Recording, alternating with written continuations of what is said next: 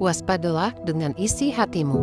Markus 7 ayat 21-23. Sebab dari hati orang, timbul segala pikiran jahat, percabulan, pencurian, pembunuhan, perzinahan, keserakahan, kejahatan, kelicikan, hawa nafsu, iri hati, hujat, kesombongan, kebebalan.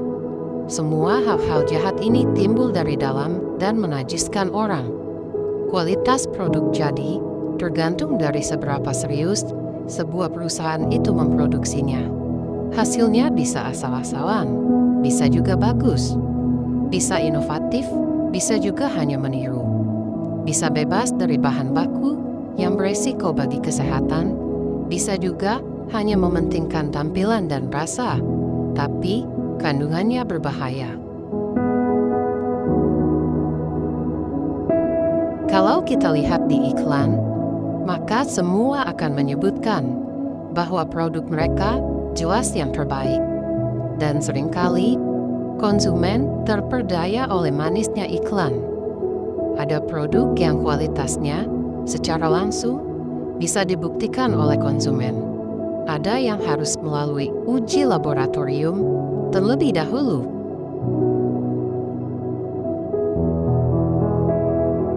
Satu hal yang pasti, baik tidaknya kualitas akan tergantung dari produsen masing-masing. Tidak peduli brand atau merek terkenal atau tidak. Demikian pula seperti apa sikap hidup kita. Kita bisa bersikap ramah, bisa sombong, bisa baik, bisa jahat, bisa jujur dan berintegritas, bisa pula curang dan manipulatif. Bisa tampil apa adanya dan tulus, bisa penuh kepura-puraan. Semua ini merupakan produk sikap yang juga punya tempat produksinya. Di mana? Tempatnya di hati. Seringkali kita tidak sadar bahwa hati merupakan pusat dari cara kita hidup. Atau dalam firman Tuhan dikatakan sebagai sumber tempat terpancarnya kehidupan. Amsal 4 ayat 23. Dengan kata lain, seperti apa sikap kita, cara kita memandang, menyikapi, dan memutuskan sesuatu, sikap kita dalam bermasyarakat, reaksi kita menghadapi situasi, semua itu tergantung dari bagaimana kondisi hati kita saat ini.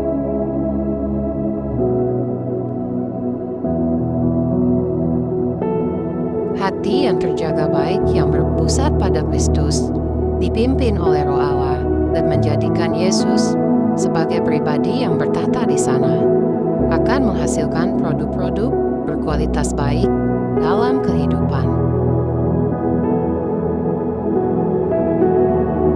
Sebaliknya, hati yang tidak terjaga, yang berisi banyak kepahitan, luka, dan berbagai bentuk pengajaran dunia yang menyesatkan, akan menghasilkan kualitas kehidupan yang buruk pula.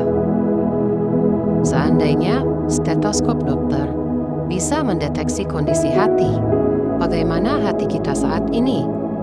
Apakah hati kita dalam kondisi baik atau berisi kepedihan, kekecewaan, kemarahan, dan hal lainnya yang jauh dari Tuhan? Penulis Amsal sudah mengingatkan kita pentingnya untuk terus menjaga hati. Karena seperti yang sudah saya sebut tadi, dari sanalah sebenarnya semua kehidupan itu terpancar. Jagalah hatimu dengan segala kewaspadaan, karena dari situlah terpancar kehidupan. Amsal 4 ayat 23. Artinya, apapun yang terpancar keluar, yang terlihat dari diri kita adalah merupakan cerminan dari bagaimana keadaan hati kita.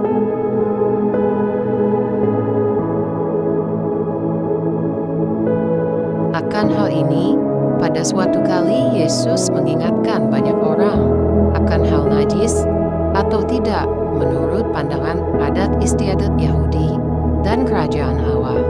Dalam konteks ini, Yesus menegaskan bahwa apapun dari luar yang masuk ke dalam seseorang tidak dapat menajiskannya.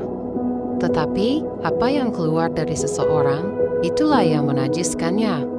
Markus 7 ayat 15.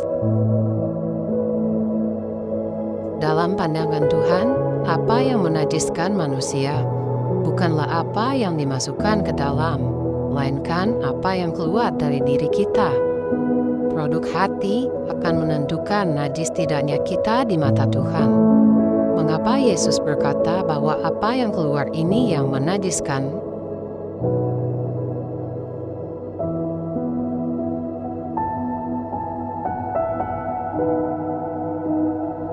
Yesus menerangkan, sebab dari dalam, dari hati orang, timbul segala pikiran jahat, percabulan, pencurian, pembunuhan, perzinahan, keserakahan, kejahatan, kelicikan, hawa nafsu, iri hati, hujat, kesombongan, kebebalan. Semua hal-hal jahat ini timbul dari dalam dan menajiskan orang. Ayat 21 sampai 23. Lihatlah daftar kenajisan yang merupakan produk hati yang tidak terjaga ini. Mungkin kita tidak bisa membunuh. Mungkin kita bisa menjaga diri agar tidak mencuri. Tapi sikap sombong, keras kepala atau bebal, iri hati, hawa nafsu, pikiran-pikiran jahat atau negatif, bukankah ini menjadi sesuatu yang semakin hari semakin dianggap biasa oleh manusia?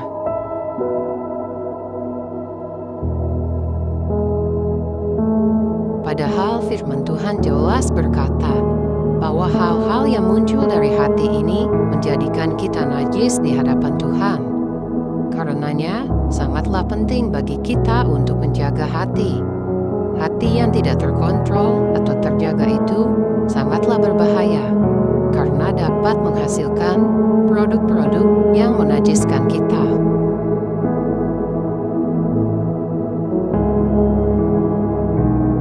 Seringkali, sulit bagi kita untuk memeriksa hati kita.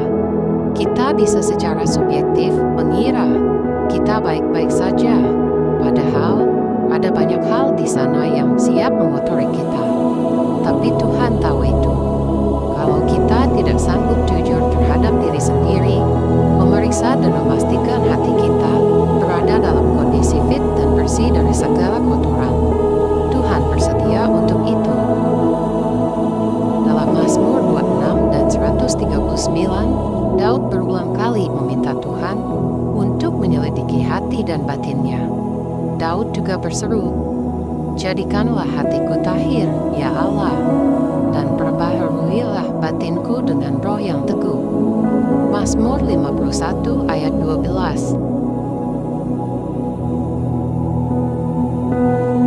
Kita harus menyediakan diri kita untuk siap dikoreksi dan dibentuk, serta diperbaharui oleh Tuhan. Isilah terus hati kita dengan firman Tuhan.